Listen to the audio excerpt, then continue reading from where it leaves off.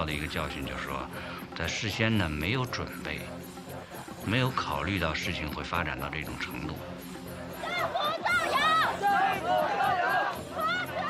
There were airplanes flying all over Beijing city, and there were soldiers and tanks. It was a very shocking feeling and anger, and so I believe that was the first time make us really realize how brutal this regime is.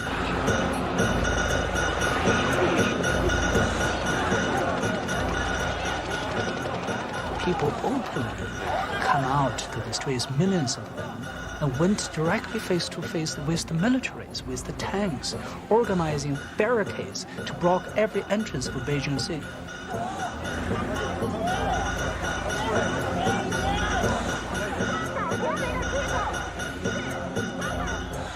Ordinary Beijing citizens tried to convince the soldiers not to open fire on the people, not to come into the city.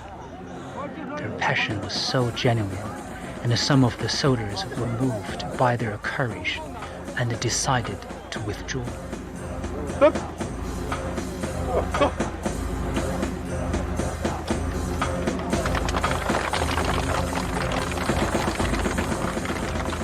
The most important decision for us to make at that time is how to react to martial law, and whether the movement is over or just a beginning.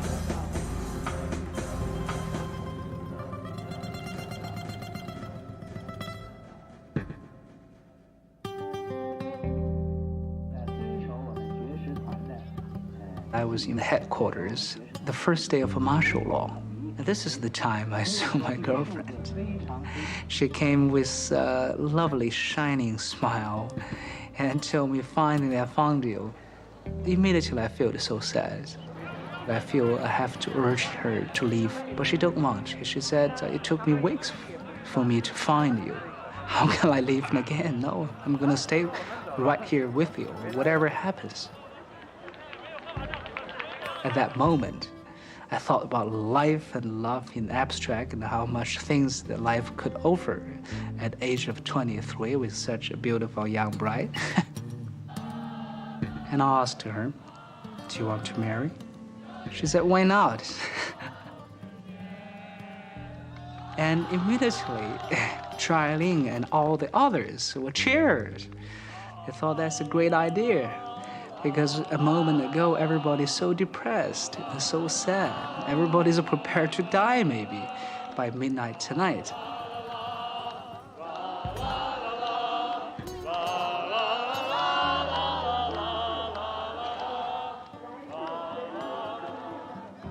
I thought of a lot of things, but finally end up saying just two sentences. I said, we came here not just for death, or not for death at all. We're here to look for a life that is worth of living. We need to struggle for that life, and we also need Mary. Let's continue the struggle. Let the beloved also get married. Follow my example, that's it. So that cheered the crowd even more. So people began to sing songs.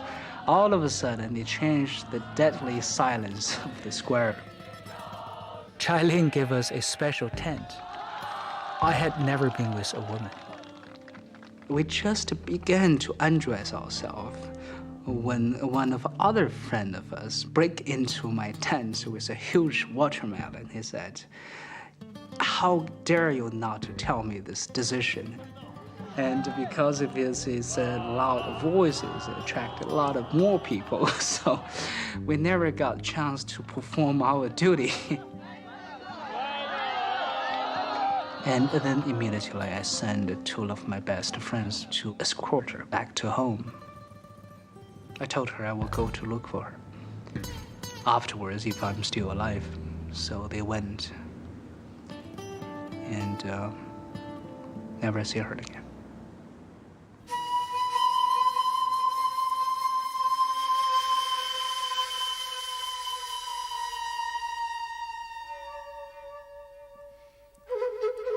Although everybody felt the imminent danger, nobody wanted to leave Tiananmen Square. People said that they felt so scared, alone, helpless, powerless at home. But as soon as they entered Tiananmen Square, they immediately felt hopeful.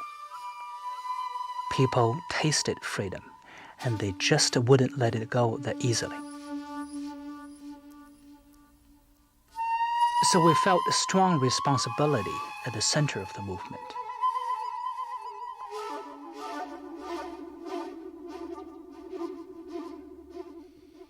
By May 23rd, we have this central command post established, with coalitions of students, intellectuals, workers, citizens, with Chia-Ling the commander and I was the deputy. It was probably the most terrifying period in the whole movement, and at the same time, also probably the most mature period. Our headquarters began to become a professional operation, and we spent about $100,000 a day for ordinary activities. We had to supply enough water. We had to build bathrooms. We had to feed on average 200,000 people a day, and this is no small task.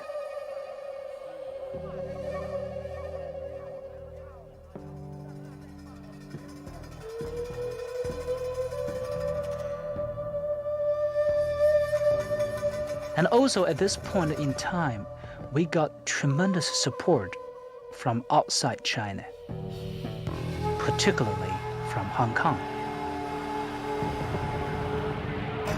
The students in Beijing sort of woke everybody up in Hong Kong and then reminded them as Chinese they should say and they should show the support for the students who have the love for the country. I organized, together with some friends, a concert for democracy in China to raise some money to support the students on the square. We raised about 12 million Hong Kong dollars, and I took some money into Beijing to deliver to the students and to see what was going on in Beijing.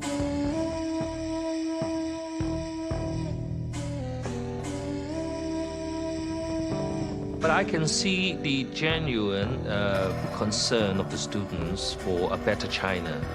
What they were asking for would be normal anywhere in the world.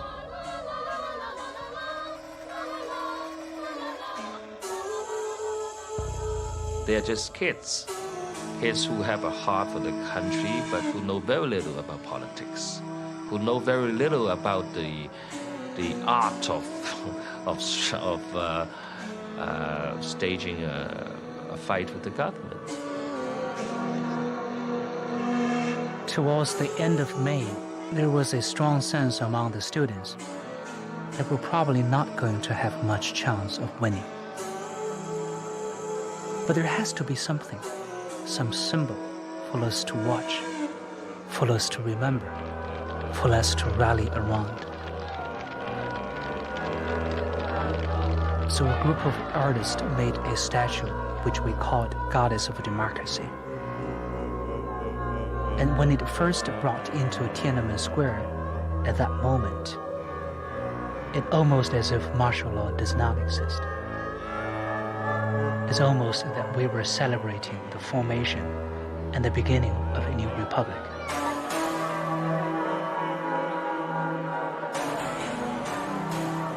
We successfully resisted martial law and the tank troops for 13 days until the army received the order that they have to occupy the square and at whatever cost. We can feel the air become more and more heavy and the dangers coming step by step, but we don't know exactly how and when and where. The majority decision from student body was that people decide to stay, but whoever want to leave, they can. So there was over 20,000 people in 11 o'clock on square, and only 5,000 left.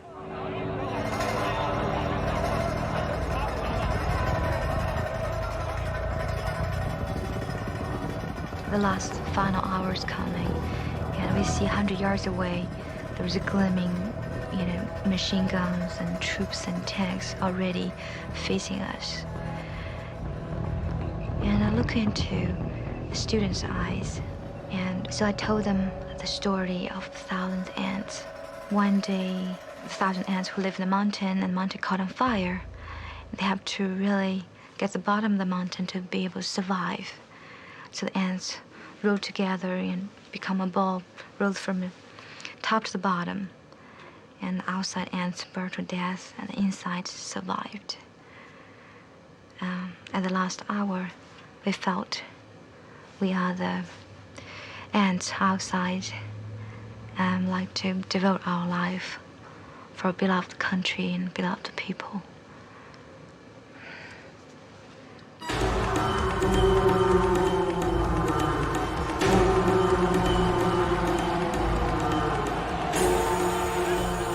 The people tried to block tanks and troops on the edge of Tiananmen Square. The army and soldiers started shooting at the people. We thought there must be plastic bullets that couldn't be real, until we see the people just die next to you. It couldn't even allow me to think about it's not worth it, since so many people died. I couldn't even allow me to think that they are dying for nothing. 我觉得那不管怎么说，我是当初的组织者呀、鼓动者呀，就是所谓的学生领袖。那么，本来我是应该能够保护住他们，或者引导他们不至于使他们付出这种血的代价，但是我没有做到，这是我的能力不够。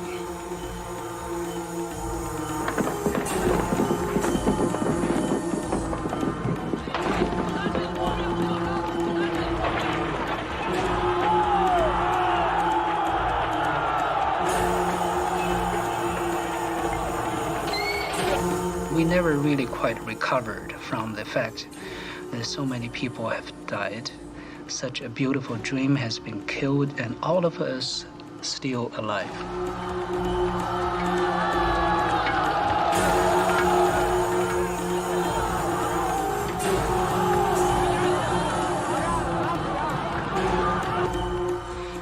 I won't say I killed anybody, but there was a Chinese saying for thousands of years. The person may not be killed by you, but they might be killed because your action, because you. I always feel in such way. There might be many people died right because me, because my action. Because the mistake I made.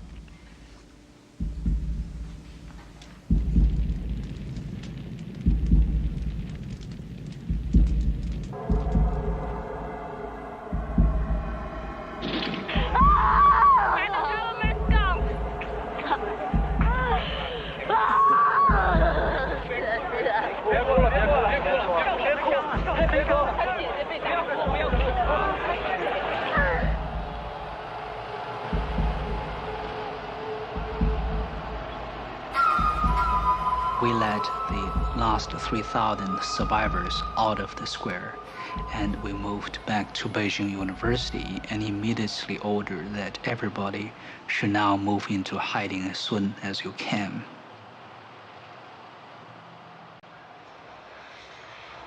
当然呢，电视上不会演的开枪，但是我估计到了，因为他们在那儿反驳说我们没有开枪，这等于承认人开了枪了。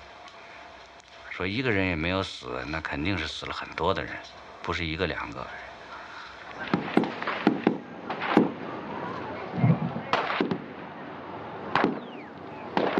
But I came back again to those moments that I spent and those decisions. If we left Tiananmen Square before the date of massacre, but I wouldn't feel that it would change the whole situation which evolved later.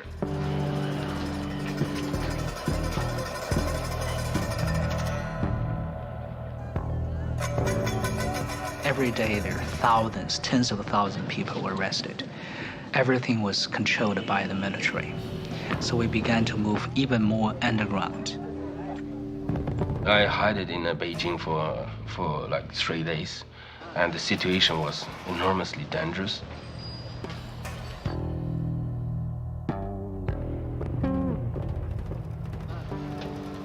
I was one of those people who were first put on the national most wanted list. Our pictures were on the street everywhere. It is almost impossible for a Chinese most wanted to escape from China. I said, no, I'm gonna survive. I'm never gonna let them get me. 中国的事情要在中国做。那么逃到国外去，就会离开这个国家的话，那就与我当初投入到运动中的本意是相违背了，所以我是不愿意出去的。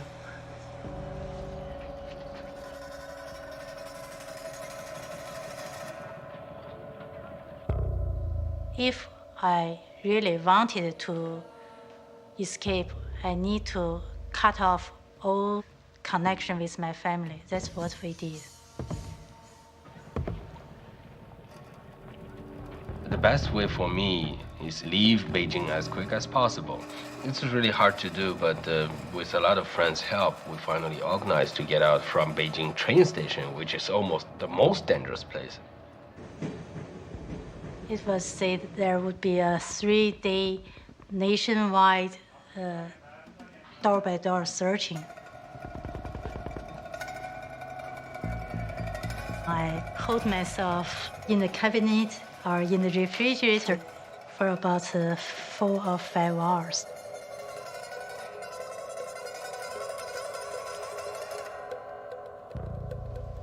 It has been speculated that organizers of the rescue did use some existing network, namely, I would have thought, smugglers network. If medical supplies can be delivered into Beijing, why can't people be rescued out? It just seemed so impossible, so foreign to me, the idea of escape. I was instructed one day to be at some place, and we were picked up by a minicar. And there was one guy sitting on the front seat, turned back to me and said he was a policeman. I was expecting the next sentence he would say, "You were arrested." And he didn't say that. And then he turned back. I really don't know what was going on. Actually, they were real police. Their weapons and their uniforms and their handcuffs. I wanted to go back to Nanjing to find my girlfriend, but it was impossible. I have no other alternative, just to follow.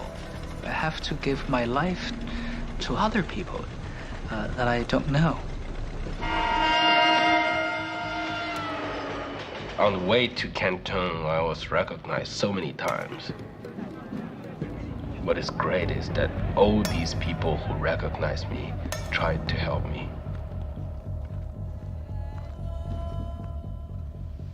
No matter how much pressure we had, nobody turned me in. And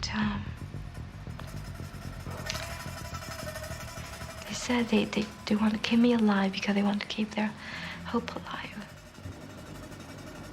I was put in the box underneath the truck. You can't lie down. I just only get to sit like this for 105 hours, about 5 days, 5 nights, I guess.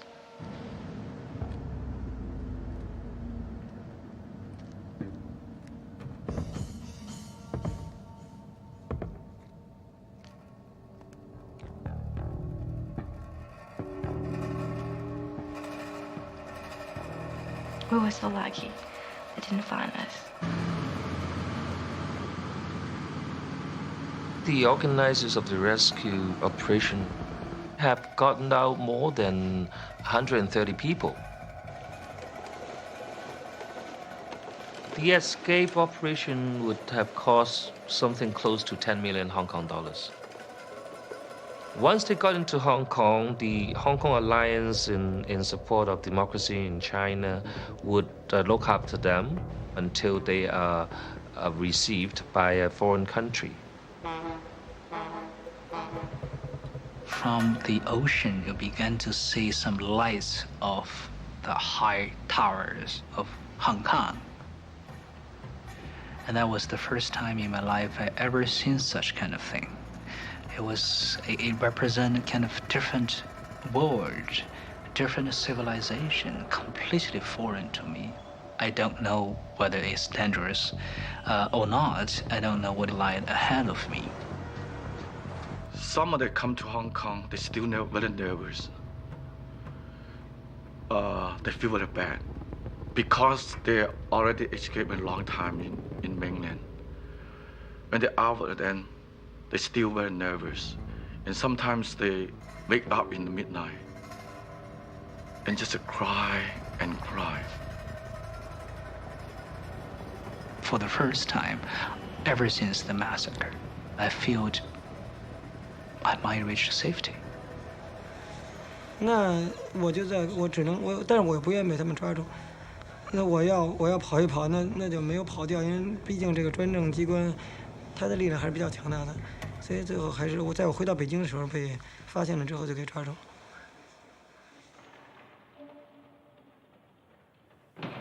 I told all these student leaders when they pass through Hong Kong that learn, study. You are a student. You were a student in China. You should be a student. Once you were in France or in the States, you're only 21, 22. You're not qualified to be a political activist, a professional political activist anyway. You are not a leader. You're just a student who happened to be there, who was there at the right time at the right place.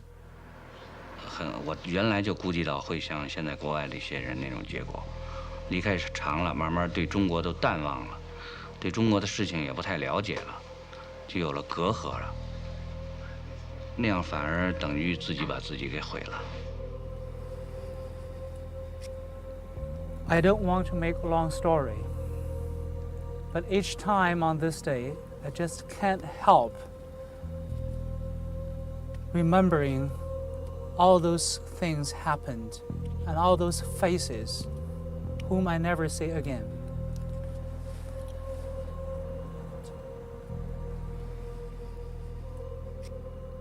I really wish that I could have the similar ceremony tonight in Beijing on Tiananmen Square, where those people are sleeping now. I think a great movement will never die. The spirit probably will reveal itself in different faces, under different masks, but the hope is still there. The spirit is still there. I dreamed that someday I will become one of those who will author the constitution for the new China. So I decided to study economics and law at Columbia University. We created a dream, a beautiful dream, a dream for human rights, for dignity, a dream for democracy, a dream for the future of China.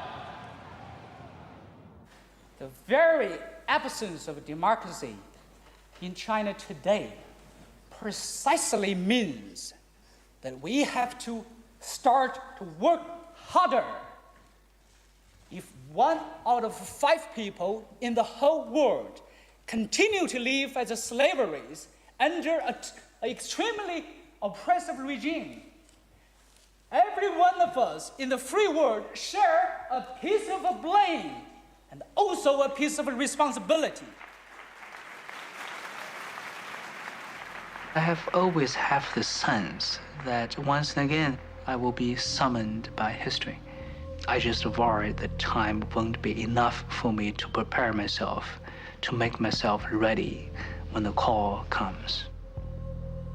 I just regarded life as a ongoing test. Each person has a potential opportunity to make some kind of differences. And I have decided a long time that there is one thing that's worth of throwing whole of my life, that is to change China. This is my first public appearance in the United States.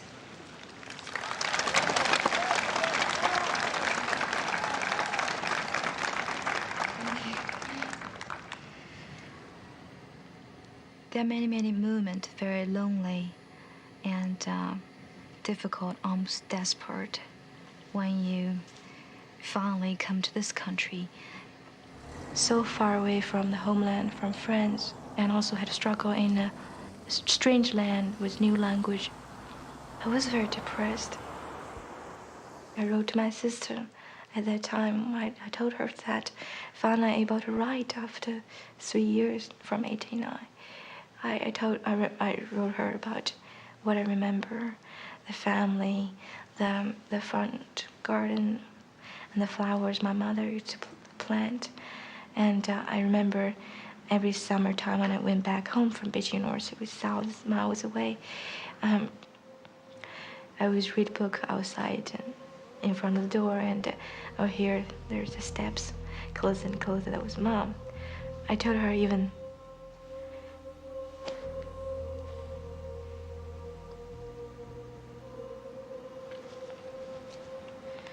I was just so scared when I felt, yes, I don't belong to this country. And I don't belong to China either.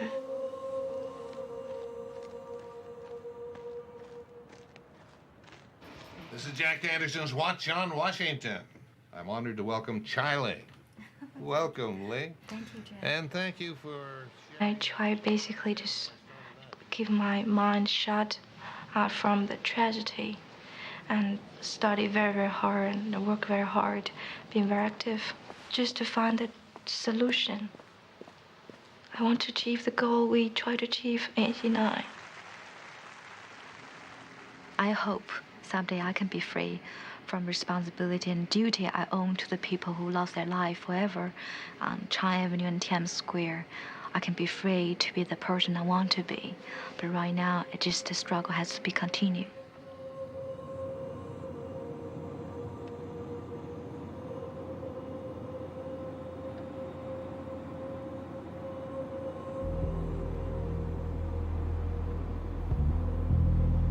I only wanted to be a teacher, a good teacher.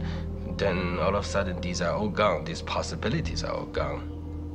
I have to face the life of being a dissident, a top dissident, which I'm really not. Here, sitting here looking at the Pacific Ocean and the Golden Gate Bridge, I can let my mind just go. But every time it goes, most of times it goes to China, across. It goes to the end of this water, China.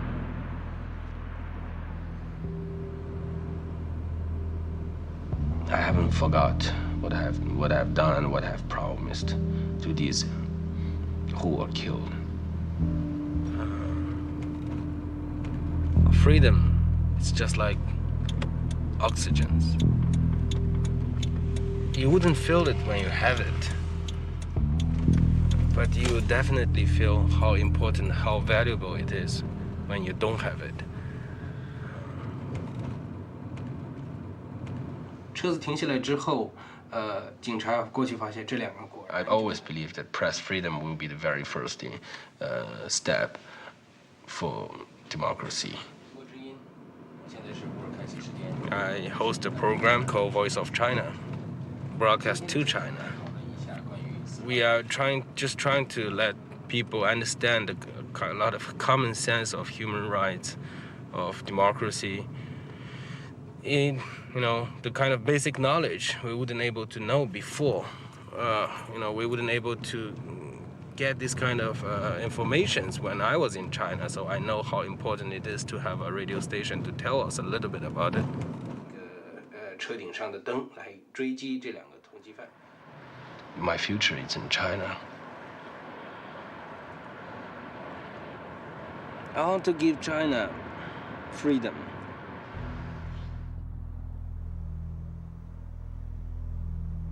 I really started independent life here. I have to recognize myself as a real, ordinary, very, very common person. I shouldn't regard myself as such a powerful leader. In a way, I would say I laughed at that image of mine. It's such a self-exaggerated image.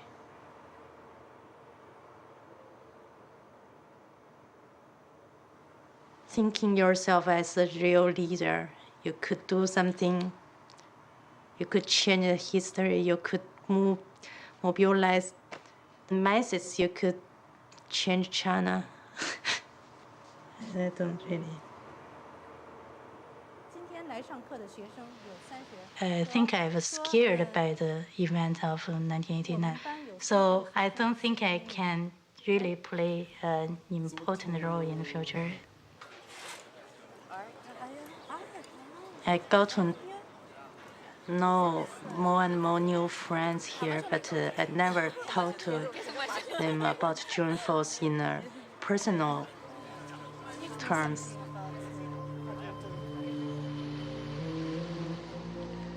For me, to live far away from politics is a way to release.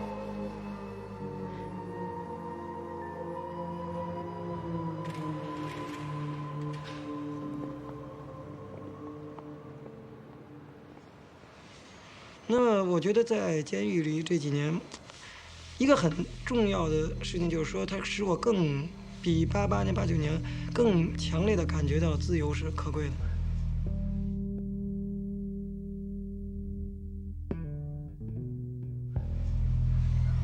使我有更大的决心去要为争取自由做工作。我觉得是这样，就是大家的工作都各有分工，那么他们在国外可以做他们国外的工作，我在国内可以做国内的工作。我觉得这两方面缺一不可。我也时刻关注着他们在国外的一举一动，我也希望他们能够发挥更大的作用。我客观的说，我觉得我不具备一个政治家的素质和才能，但是现在历史已经把我推到这个位置，我想我只能尽力而为。但我觉得他们都应该回来，但当然现在技术上不可能。但我觉得他们如果确实想为中国的民主做出努力的话，只有回到国来才有可能。中国当然是迟早要走上这个民主这条道路，但是恐怕也不会是很容易的。我估计这是要有一个比较漫长的、比较困难的、比较坎坷的这么一个过程。当然，在这个过程中会有很多人做出很大的牺牲，才能争取到。其实，哪一个国家的民主制度都是这样的，都不是很便宜的得来的。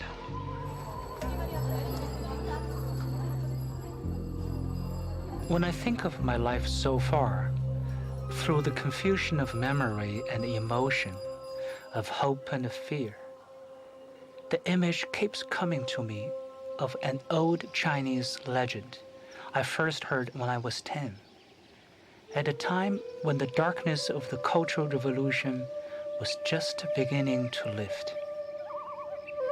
A long, long time ago, there was an old man with his children living in a mountain village.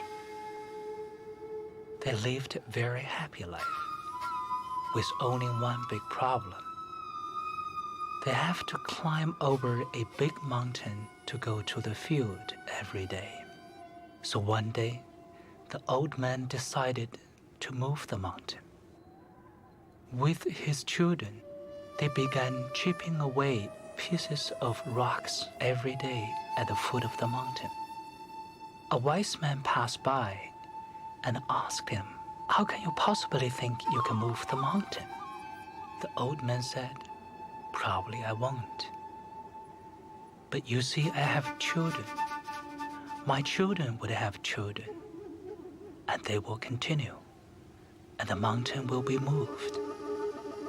Tiananmen Square is just another attempt to move the mountain. Maybe we failed, but we have not given up, and the mountain